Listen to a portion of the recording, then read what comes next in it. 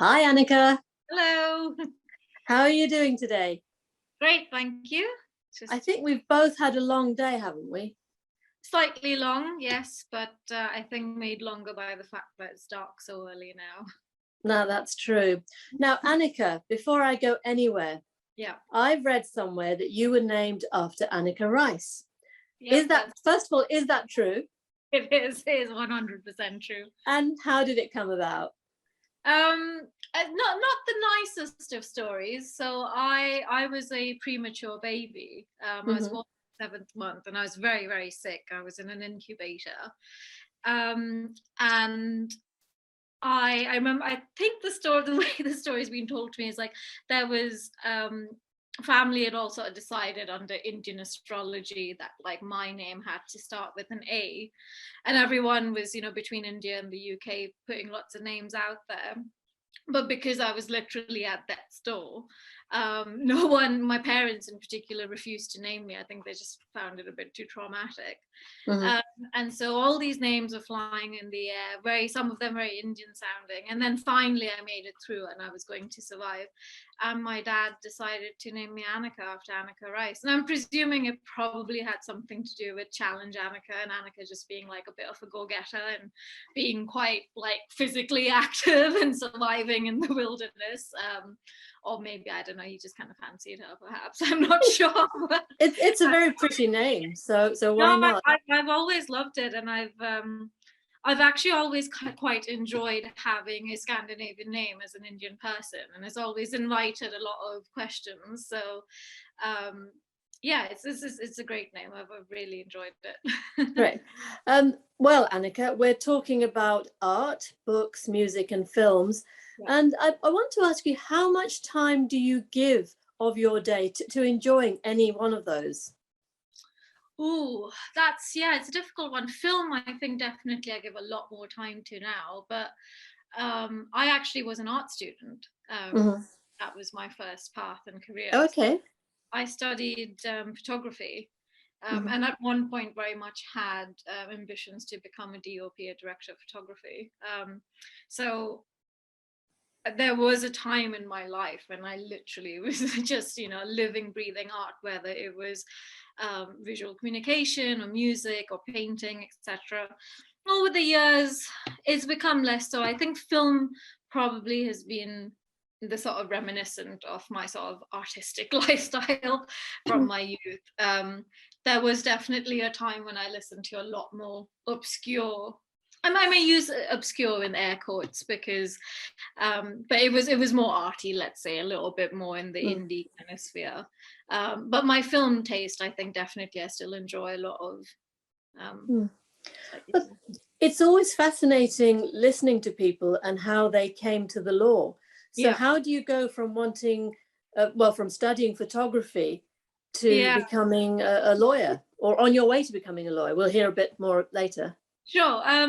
No, yeah, it was quite a jump. I mean, I always say that in some ways it's not too much of a jump in how you use your critical analysis and thinking skills, because art, especially if you do something like art theory, um, it can be really nebulous, and it's your task to go in there and find information and cultural zeitgeist kind of things floating around, and they're not always going to be recorded in places where they're easily found. So in that way, like looking at the law, Mm. studying the law, I think I had a lot of skills that were applicable. But yeah, and in terms of actually coming to the law, again, not the nicest story. As an artist, I was skint. I was Yes. poor, spent my 20s in abject poverty, and really just kind of, got a bit more involved in local community kind of grassroots campaigning and activism. So that's really where the law interest began to come out. Mm. And then when I was 28, I decided to do the law conversion degree. But yeah, I was really sort of falling out of love with the art world in many ways, and there was a lot of elitism involved, and it wasn't the most diverse environment either. So I think that Hmm. put me more into a lot of um, legal theories, and then eventually Okay. I'm going to do the law. Let's start with music then. What would you say that music gives you emotionally? I think it really has the ability to transport you emotionally, and I think your mood as well. I'm actually working on a playlist at at the moment, and it's called "Get Pumped for Court." Oh, right, okay. We want to share that. I will when it's ready. I'll definitely put it out on Twitter. But I think I'm not a morning person, and definitely that was the one thing that was great about the art world. You could saunter in at any time of the day and just be like very artistic. Be like, oh, I've had a heavy night or whatever. Yeah. You can't do that in the law. You have to be at court very early in the morning, and so I need music in the morning to get me pumped for court, as the name of the place. So when would you listen to it in the morning? While you're getting ready, or in the car, or when? Yeah, I tend to listen to it on my commute, and it just puts me in a good frame of mind, because I think if I got to court in the frame of mind I would be, had I just been woken up at like 7 a.m. in the morning, I'd be incredibly tired and grumpy, whereas I need to just kind of be like on my A game and ready to look out for nitty-gritty details and stuff. So well, I really look forward to seeing the full list, but just give me an example now of something that pumps you up for court. I might want to hear it. Yes, no, definitely. It's very eclectic, I must say, but it is of the same vein of when I was an art student. So it ranges from a quite kind of indie and heavy music. So it's basically everything from Black Sabbath to Rage Against the Machine, and a little bit of Blondie thrown in there as well. So it is definitely very eclectic. Great stuff. I think. And how, when you look back at your musical tastes, starting with your childhood, how do you think that those tastes have evolved over the years? Oh, quite drastically, I would say. From childhood to an adult, definitely very drastically. And I'd say that was mainly to do with the fact that I grew up in India. And when I was growing up, and I grew up in rural India as well, so I didn't really have access to things like MTV and stuff, which most people of my generation did. I think I was about 14 or something when my father finally got like a cable connection that had MTV. So the kind of music, if any, that I got exposure to that was outside of Bollywood music would have been the more kind of poppy genre, like Backstreet Boys or Spice Girls, which, don't get me wrong, I loved as a teenager. Absolutely loved it. But I think definitely after I moved to this country, and certainly when I went to art school, it got a lot more creative, quite broad, and like I said, a lot more on the indie side of music. So I think I've kind of listened to more indie music generally as an adult, but I think it's become softer. I think there was a time where I could listen to, remember there was one album which was the concept of that was simply where the percussion could be music, and it was just someone banging on drums for a good like 2 hours, and you'd listen to that as an art student and think you were very woke into sort of being incredibly creative. There's no way in hell I could listen to that music now. It is just literally someone banging on drums for 2 hours. I listen to a lot sort of softer music from time to time, really to a lot of times to also just relax as well. When I'm cooking and stuff, I'll have music on in the background. So do you still listen to Bollywood music or Indian music? I do, but it's old school Bollywood music. I don't listen to current. I mean, I wouldn't even know what's current, also because I haven't gone back to India in years. I don't watch or know much about Bollywood now, but yeah, I do listen to old Bollywood music very often, like the soundtrack to Taj Mahal and stuff. And it's beautiful, isn't it? And it's so melodic and so clever, and I don't think it gets quite the credit that it really deserves. I completely agree, and I think the older Bollywood music, where you had a lot of Urdu lyricists as well, who were very heavily involved, it is so poetic. The lyrics of this music, especially something like Taj Mahal and stuff. It's really lovely, and very creative music. I think, like you say, does not get enough time. But yeah, I listen. I keep returning to it, and quite often what will happen is if on a Friday or Saturday we've obviously before this pandemic hit us, but you know, if you'd had people over, I'd start off, you know, and I'd be sort of be listening to like indie music again, and by the end of the night, the progressively drunker I got, like Bollywood music would start to creep in. So yeah, I definitely still listen to it. Yeah. Now, I know that on Twitter you told us that you have very drunkenly on many occasions asked for Pulp's Disco 2000. Yeah. But and that came from an album from someone else I interviewed, Victoria, whose film you'll see soon. I want you to pitch me an album that you love and really sell it to me, and assume that I don't know the artist or the album. Sure. So I mean, I think the Pulp album, both his and hers and Common People, are very great, great albums. But I'm actually going to pitch an album called High Violet, which is by The National. And they're, again, like, they're quite an indie band. I think they're like from Brooklyn or stationed in Brooklyn. And I'm actually one of those people who, which is why I've got a playlist going on at the moment, where I'll pick great songs from different albums and make what I think is the perfect playlist, or which is essentially one big perfect album. But I think High Violet is one of those albums where like every song is melodic and beautiful, and conceptually, lyrically, and as well as in its melody, there is a theme that runs throughout. There's a relationship between each of them. So I would say it's a great album. It's very kind of guitar-y again. It's very kind of band music, which I like. But it's neither hard nor soft. It's, again, a beautiful balance. And The National were a band that were rising to critical acclaim for a long time, and they were kind of known in more kind of indie circles. They did a lot of the indie festivals like Pitchfork and stuff. And then High Violet came out, and they just went massive. You know, it really is such a complete and wholesome album. And I think one of the songs, obviously not a football fan here, but I think one of the songs is routinely played during England football matches. It's got nothing to do with football, but I think the song is called England, so it keeps getting played. But they literally went from those kind of, Brooklyn dive bars to being played in like Premier League games and stuff. So I think I'd say High Violet is a great album to listen to. Well, I don't know that album, so it's yet another piece of art that I must look into, and that's what I'm loving about these interviews. Moving on to books then, Anneka. Again, you will know, and I certainly know, that in the law you have so much to read that I often find I don't want to go and read at the end of the evening, and I love reading. So how are you finding that mix?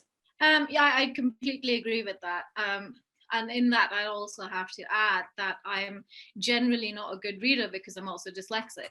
So reading for me, for the law, is a lot of effort, and it takes a lot of time and my energy, and also visual energy. You really have to focus on a page for things to make sense, and for my brain to properly take everything in and process it. So no, I don't actually get a lot of time to read, as in the actual act of reading, but what I do is listen to a lot of audiobooks, and I think it's great. I mean, I don't know why it's taken us, like, just generally as a society, so long to get into audiobooks, because well, probably because of the technology with audio, but it's fantastic, especially for a dyslexic person, because growing up I always found just the act of reading a bit tiresome, especially when it came to novels. I could read short stories and I'd enjoy it, and I enjoyed the act of the process of learning a new story, discovering new stories. But it was just the action of reading that I found difficult, and obviously I was dyslexic and no one knew. So audiobooks are a great way for me to still enjoy stories and fiction, non-fiction. I mainly it tends to be non-fiction, but audiobooks, is the way I do it now. And what's the non-fiction area that you particularly like? So mainly I tend to be reading a lot about race and feminism. So at the moment, I think one of the most important books of my life has been Renee Lodge's book.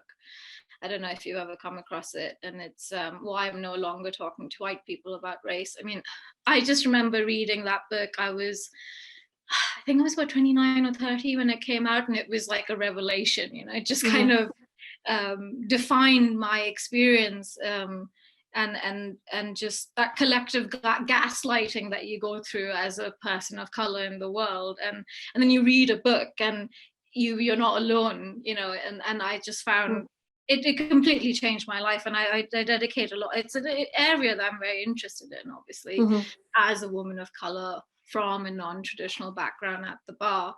So I do spend a lot of time reading on the subject, but yeah, so like books like Akala's Natives and stuff. Okay. And you've mentioned the bar, and we've talked about reading for law. Explain to the audience what stage you're at in the profession. So I'm doing pupillage, which is the training period for barristers. And I'm in the second six. So the first six is when you observe, and the second six is when you do, in the doing stage of things. And I've only just got into the doing stage of things. So yeah, that's about 2 months into my second six, and I'm a barrister with the CPS as well, so I get to look into all the various and interesting areas of law that the public body looks into. So at the moment I'm with extradition. Yeah. And how are you finding the doing part? I think it's great. I was actually incredibly frightened. I know that's not a good emotion for a prospective barrister to have, but I really was. I was really kind of dreading getting on my feet. And it was mainly because I felt like, and this is a common experience, most pupils will spend their first six in the Crown Court, and then you get on your feet and you're like, off you go to the Magistrates Court, and you're like, I've never been here. What is this place, and that's essentially where I was. I was just like, I have no idea how things work here. I almost feel like I know the back of a trial inside out, but I have no idea how to do a remand list, for example. So I was incredibly frightened, but once I started got on my feet, it was really exhilarating. There's such a thrill to it, and I think that's how you know you are meant to be a barrister, because you'll stand up, you'll talk, and you feel really kind of like chuffed with yourself. And I think especially as a criminal barrister, the second case I did, I had a difficult defendant, was being shouted at, but I sat down and I brushed it off, and it was just another day, another thrill of the job, and you kind of feel like you're in your arena and you belong there. That's a great positive way of looking at it. So obviously those tracks that you play in the morning from Black Sabbath and Blondie are working. Anneka, moving on to movies, you've said that prior to work, you did give a lot of your time and energy to films.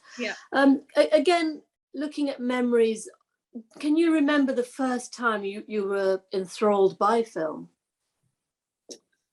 Ooh, I don't know, enthralled's not the right word, but I remember a film that like really impacted me, and that film would have been Jaws. Because for some reason, my family thought that it was an appropriate film to show a child. And so I watched this film really, really young. And I was absolutely petrified. I mean, I remember, I've heard stories, and I do have flashbacks of this, where I would I'd sit on the couch in my parents' living room, and people would come in and out and say, why won't you get off the couch? And I'd say, oh, because Jaws is going to come through the ground. Like, oh, no. Like I was in a boat and like a big shark was going to come get me. But yeah, I'd say definitely, maybe not enthralled, but a lasting impact was made by Jaws. And have you seen it since as an adult? I have, and you know what, it's a great film. It doesn't have the same impact of keeping me completely isolated on a couch, but yeah, great film. But actually, you're not the first child whose parents took her to see that particular film. I've heard others say that they really? looking back, they can't understand why their parents thought it was appropriate. But maybe they just thought it was an adventure and didn't realize the impact it would have on the small brain. Agree. I think you can watch it as an adult and see it for a great filmmaking. There's sort of half of that film where it's all on that little boat of theirs. Mm. It's in some ways it's that kind of great way of filming, you know, in a closed space and keeping everything in the one room. So you can look at it as an adult and be like, oh, you know, this has got a lot of suspense and a lot of atmosphere because of this artistic way in which it's filmed, and obviously great performances as well. And you just forget that a child is never going to go in the water ever again because they watched this movie. And when you watch a film now as an adult, what really strikes you? Is it the acting? Is it the cinematography? Is it the music? What really gets you?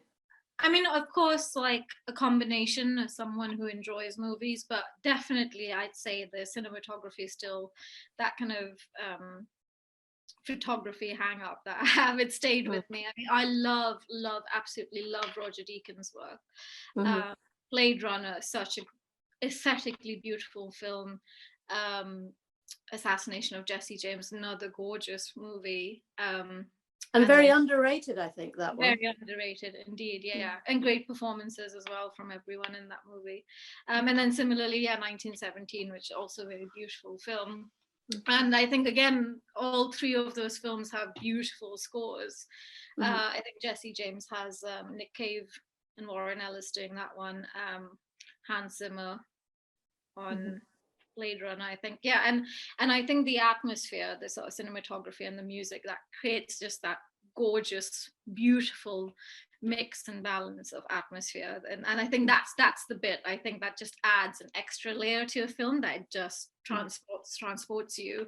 And something like Blade Runner, such an atmospheric film, literally, you sit in a dark room in the cinema and the whole world just, reality just melts away. This is it. This is your reality. And do you still pursue photography as a hobby now? No, partly because when I studied photography, it was still all dark rooms. And like now I don't have a dark room or access to it, and it's also incredibly expensive. So I'm actually like a bit like you. I'm not very tech savvy, and digital photography is not something I've properly explored. But I do still have a Polaroid camera, and I try and take some pictures with that. Ironically, actually, if anything, I've returned to it's painting rather than photography. So I still paint quite a lot. And what do you paint? Mainly pictures of my dog. Okay, fair enough. And did you do the painting behind you? I can see a painting of the sea. No, that's not me. I'm living with my in-laws at the moment, but were we having this interview at my house, you would have seen paintings of my dog behind me. Oh, right. And going back to your movie tastes, again, pitch me a film that you particularly love. Well, I'm going to pitch you Assassination of Jesse James, exactly before the master, Roger Deakins. Beautiful. I mean, every shot in that film could be, you could take a snippet and it could be a photograph in a gallery. And incredibly unique and beautiful atmospheric soundtrack as well. Yeah. Great. Well, that is a film I have seen, and I agree with everything that you've said. And as I said earlier, it's very underrated. Anneka, it's been an absolute pleasure and joy listening to you and hearing about all these talents that you have outside of the law. And that's the joy of doing these interviews. You learn so much about the person through the art that they love. But thank you so much. And I'll let you know when this airs. Great. All right. Thanks so much. Thanks, much. Anneka. Thank you. Bye-bye. Bye.